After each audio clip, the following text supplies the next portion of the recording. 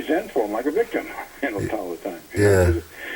We're not owning that we have choices, And it's so important, because a big part of codependency is feeling trapped, feeling victimized, feeling like we don't have choices. Yeah.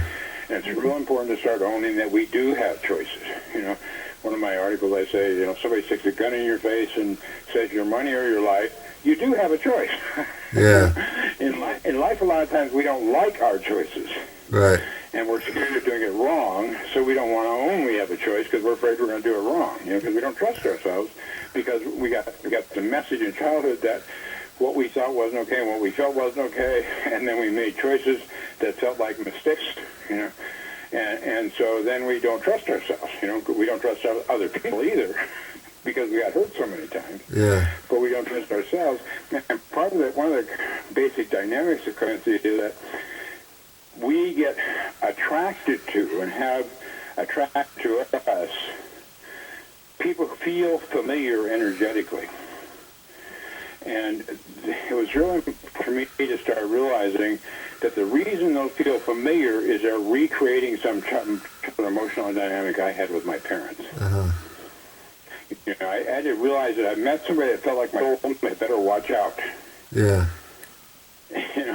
Because that strong feeling of connection can be about old wounds, and we actually have radar that causes us to be attracted to people who will repeat our wounding for us. Yeah. And if you're living life in a spiritual perspective, then you can see that those are opportunities to growth. People come into our lives to push our buttons so we can get in touch with them so we can grow. Right. But until we get into seeing life in a spiritual perspective, we just feel like victimized over and over again. Huh. And so, but we want to be able to start seeing life in a spiritual perspective and see these as opportunities for growth, and stop setting ourselves up to expect them to be something they're not. Because it felt like a soulmate, that doesn't mean there's not going to be issues. Yeah. So this observer becomes the empowered adult who is making choices in our life, making conscious choices. And a big part of what's so important is to stop seeing things as black and white, to start, in my book, the way I put it is, I say, we want to start seeing the choices 2 through 9 instead of just 1 or 10. Yeah.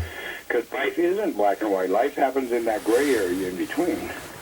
And we want to start understanding and seeing the choices in the middle ground, because that's what we're doing. Is we're trying to figure out a way to stop reacting to those extremes and start finding a place of balance in the middle ground where we can have choices that work better for us.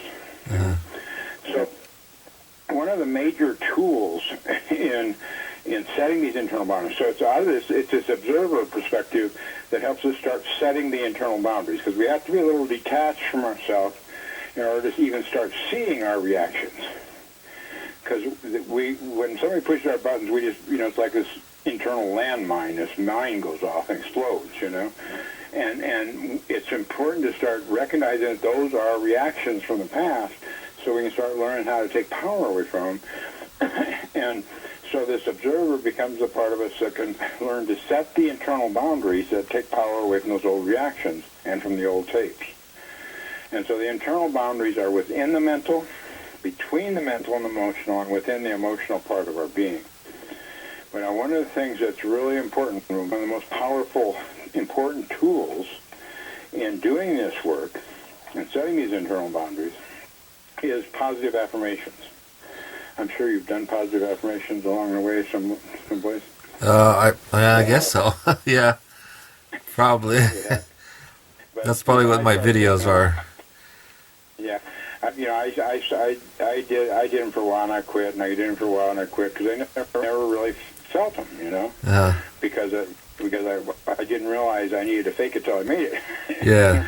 But what was so important is realizing what the dynamics of the disease were, and recognizing the critical parent voice is negatively affirming us hundreds and hundreds and hundreds of times a day. And that's on a good day. On a bad day, it can get up in the thousands. Huh. those days when we wake up in fear or regret, and we spend all day either in fear or regret or trying to avoid the fear and regret, then we go to sleep, try to go to sleep at night, and we can't get sleep because of fear or the regret. Huh. You know? And so we can get up in the thousands easy. And so we need to, it's really important for me to start realizing that, to start how to not be the victim of my own mind and all the thoughts that are going through my head all the time. I had somebody tell me at one point, a little drink of water here. I had somebody tell me at one point that I had 7 seconds to take back a net thought or something I said negatively before it went off into the universe. I don't know if there's any physical to that or not, but what it did is made me pay attention. Yeah. You know, I realized at that time was that I was these negative thoughts, and then I was judging and shaming myself for the negative thoughts. You know, like we all have what they call your shadow side, which is just about being a wounded human being, lots of anger and pain and shame and rage, and so we have thoughts like I wish he was dead or something, whatever. Yeah. And what I need to learn to do is to not give those power, but at the same time not judge and shame myself for them. So what I started doing at first, after that, this person told me that, is when I had a negative thought go through my mind, I'd say cancel, cancel. Yeah. Till I cancel it before it could go off into the universe. You know? But then later I learned to counter them with the positive affirmations to actually be changing the ego programming while it's going on, you know, to start coming in there and countering that negative affirmation with something that's aligned with higher truth and love, instead of coming out of the woundedness and the fear and the shame, you know. And so there's actually 3 different ways that the positive affirmations are important in terms of this work. And so basically what I learned to do is to have some control over my mind, not that I can shut off my thoughts, but that I can choose which ones to give power to or not. And by not judging and shaming myself for some of them, that's part of the way we give power to a lot of this stuff is we shame ourselves. As long as we're shaming ourselves for something, we're feeding the disease. You know? We're feeding the part of us that feels like there's something wrong with who we are. Yeah. And that's where we want to stop that shame and judgment. And it's actually the hardest thing for us to do, stopping the shame and judgment, because we got so programmed with it. But there's 3 different ways that the positive affirmations are important in terms of this work. One is to start countering the negative affirmations and to start changing the ego programming. You know, and so this stuff is really deeply ingrained. It's not like, you know, we can say, oh, I've got negative thinking, I'll stop that. You know, I'll flip the switch and stop it. It doesn't work that way. You know, it's not like a software program we can pop out and pop in Love 4.0. You know, it's like wired into the hardware. So basically what we need to do is tape over the old tapes. You know, you counter the old tapes with the positive affirmations, then tape over them so that we can start taking power away from them and start changing the programming, and start changing the ego programming. And the second thing that's they're really important for is helping us open up to receive. We all have big issues about not really believing we deserve good things in our life, you know, because of that toxic shame at the core.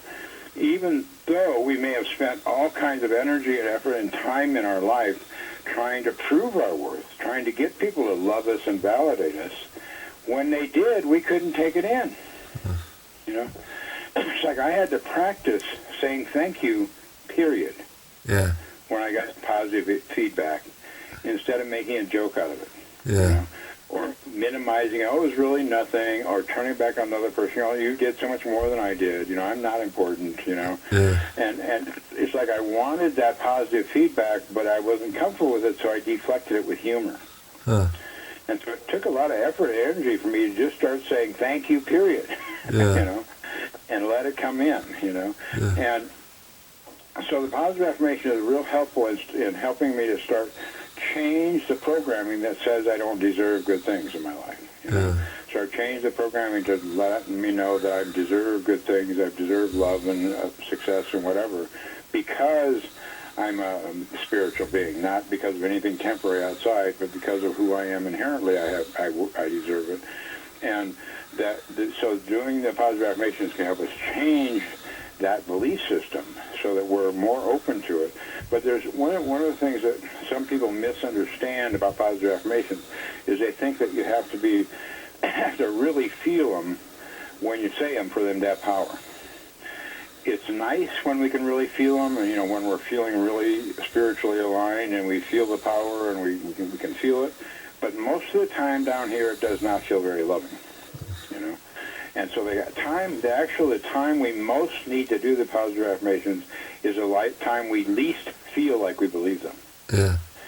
Because that's when we're in trouble, Because what happens is, the way the dynamics of the disease work is that one of my inner child wounds gets triggered. The part of me where I feel like a loser and a failure, and then the critical parent voice comes in like a prosecuting attorney with all this evidence to prove what a loser and failure I am. Uh-huh.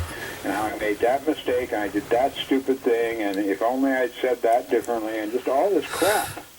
Uh-huh. And that's when I'm feeling like a loser and my head's telling me what a loser I am, that's when I crash and burn and I go into despair and depression and I just want to die.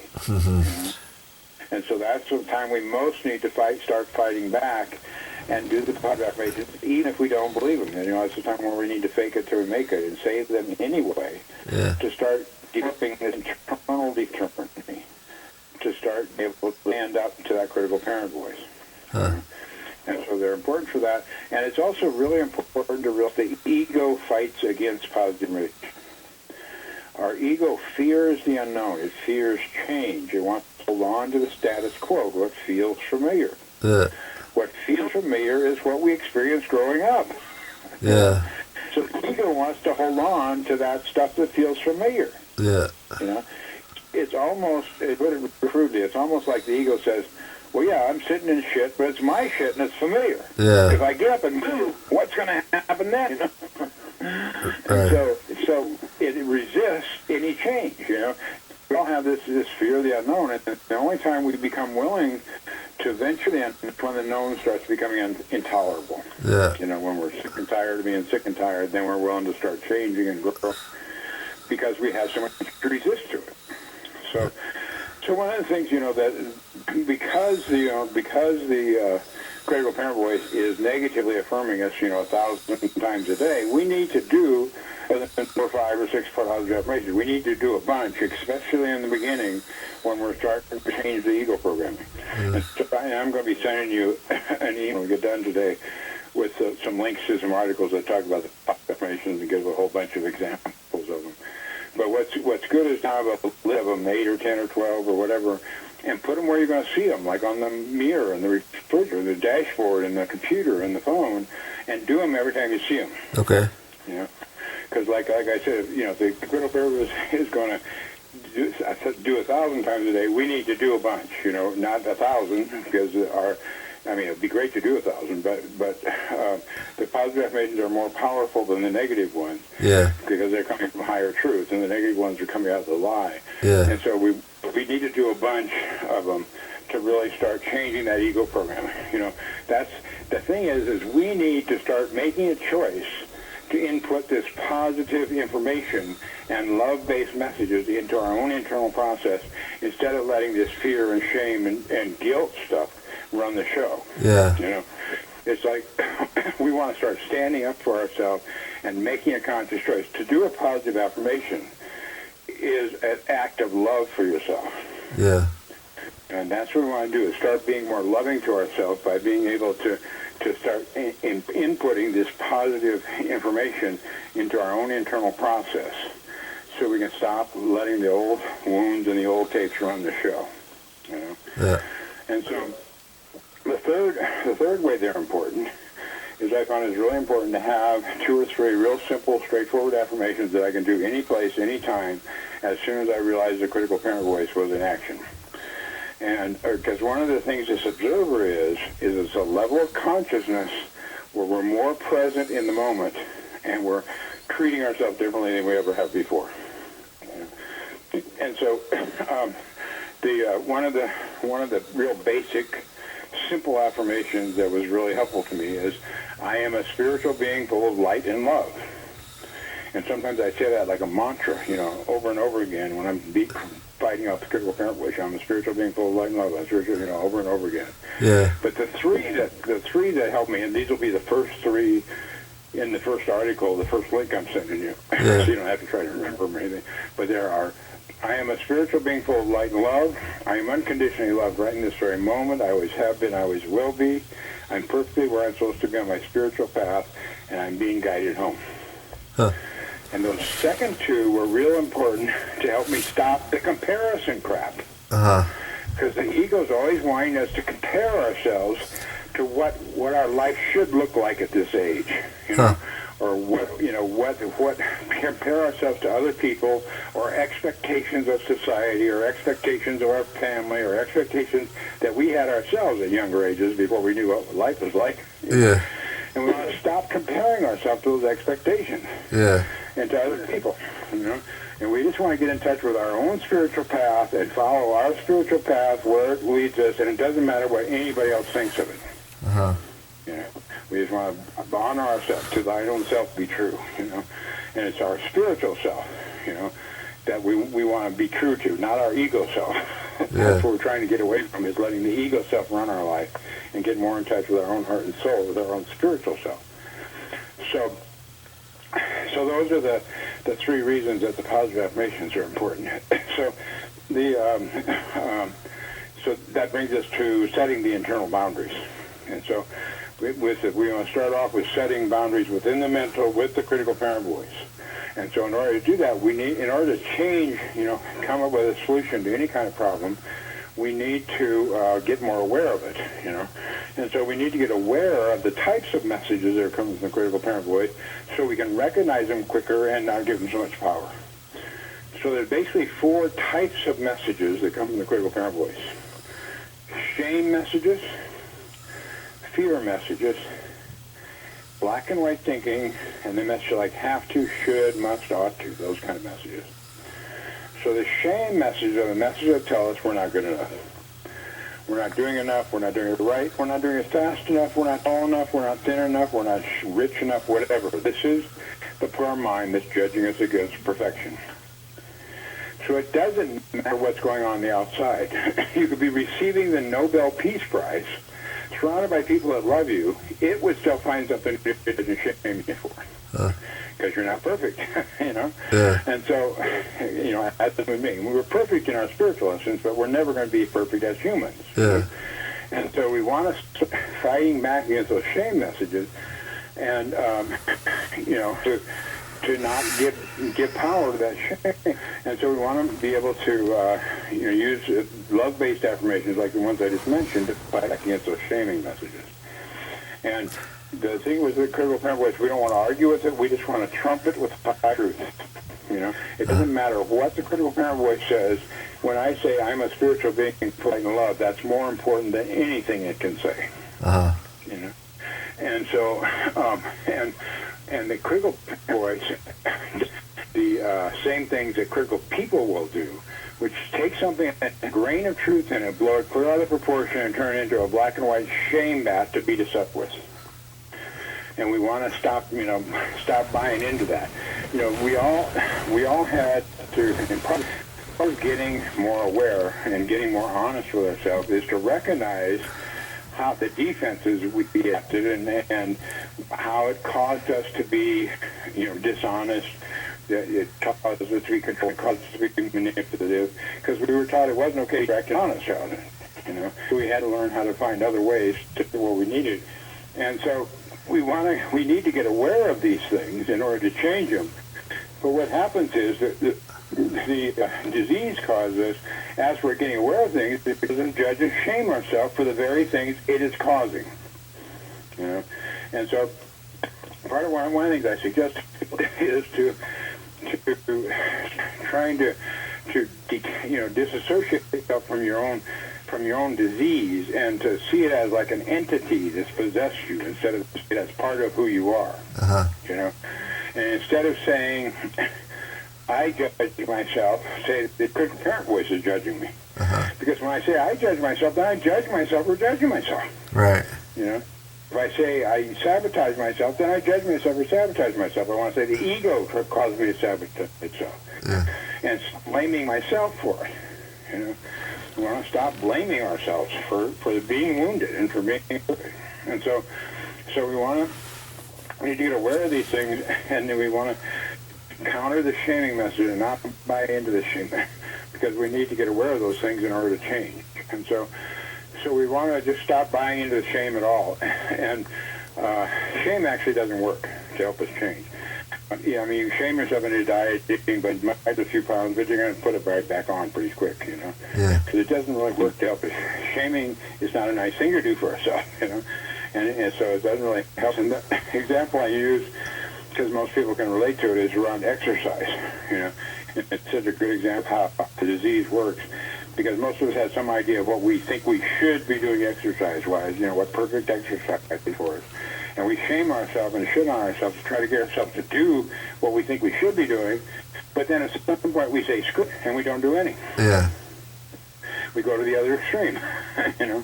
And so what we want to do is stop the shame and stop the shitting and just make better choices for ourselves on a daily basis. You know? And get some exercise, because it's a good thing to do for us, ourselves. It's a loving thing to do for ourselves. We have to feel good, you know. Yeah. And so that's what we want to do instead of shaming ourselves. So that's the shame. So the next one is fear, and this is the major one. Fear is the major tool that the ego uses. Fear is also an emotion which the ego learned to try to avoid. So it sets up this really dynamic where the critical parent voice is sending us messages that cause us to be afraid, and then the ego tries to help us escape from the fear. And that's actually what causes obsessive, compulsive, addictive behavior. Trying to escape from feelings we don't know how to deal with. So the disease, you know, the disease causes this because we have this relationship with our own emotions, and we don't know how to deal with our own emotions. Where we've spent most of our life running away from ourselves through the addictive and compulsive and obsessive behavior, you know, because we didn't know how to be comfortable in our own skins in the moment. Yeah. Because you know, our emotions are energy that manifests in our body, and we need to be able to feel our feelings in order to be present in our own skins. But we had to shut down emotionally in childhood because it was too painful. It was too painful to what we were feeling. We were feeling rejected and betrayed and abandoned by our own parents who were supposed to love us, you know, and so that made it like we were unlovable. And so it was so painful that we had to use survival tools like denial and dissociation just as our childhood. You know, I read the part in the book where I talk about how this is a form of delayed stress syndrome or post-traumatic stress syndrome. You know, and except we weren't in some war in some foreign country against some identified enemy for a year or two. We were in the homes that were supposed to be our sanctuary with our parents who were supposed to love us and protect us. And it wasn't for a year or two, it was for 16, 17, 18 years, you know. So it's really powerful, traumatic stuff. And the main ways we learned to disassociate was to be in our head fantasizing, you know. We were fantasizing about some reality other than ours because it was too painful to deal with our own reality. And that's still one of the main ways the ego tries to get us to avoid feelings, is to get us in our head thinking, analyzing, intellectualizing, ruminating, obsessing. And it's really screwed up the way this stuff works. You know, it's an emotional and behavioral defense system that doesn't really work. It works to help us survive, but it ends up causing us to feel empty and dead inside because it doesn't really work in the long run. Because as long as we're avoiding those feelings, we're going to keep running away from ourselves. And the way, you know, all human beings have a fear of the unknown. It's part of our survival programming as a species. We had to learn to check the cave for saber-toothed tigers before we moved the family in, or we wouldn't still be here. Yeah. You know? And so the fear of the unknown comes up. What happens is the ego gets us into our head. It wants to help us escape from the fear because fear doesn't feel good, you know. And so it wants to help us escape from the fear, so it gets us into our head trying to figure out how to control the unknown, how to control the future, how to control things we can't control. And we end up projecting these fantasies in our own mind, these movies in our own mind about the future that are horror movies. You know, that have themes like a pending doom and financial tragedy and being alone forever. And then we get all caught up in this fantasy in our own mind about, and we create more fear and more negative emotions because of this movie that's running in our own mind, and it's about something that hasn't happened. and may never happen. Yeah. You know, I mean, worry is a form of negative fantasizing. Yeah. And some of us actually got the message, if we weren't worrying, we weren't being responsible. You know, how dare you stop and enjoy life? There's so much to worry about. Yeah. You know? And so one of the great examples of my recovery was about a year and a half in recovery. I had given a 30 days notice to move out of the place I was living in. And with 2 weeks to go, my car died and I lost my job. Yeah. So I got 2 weeks to move. I got no car, no job, very little money. I'm talking to my sponsor on the phone one night and telling him how painful it was and how scared I was and how horrible it was going to feel to be homeless. Yeah. And he asked me a question that I thought was a really stupid question. Uh-huh. I told him that, you know, Yeah. and I was pissed at him. And he said, just answer the question. And I said, and the question was, what's above your head? And I said, well, the ceiling.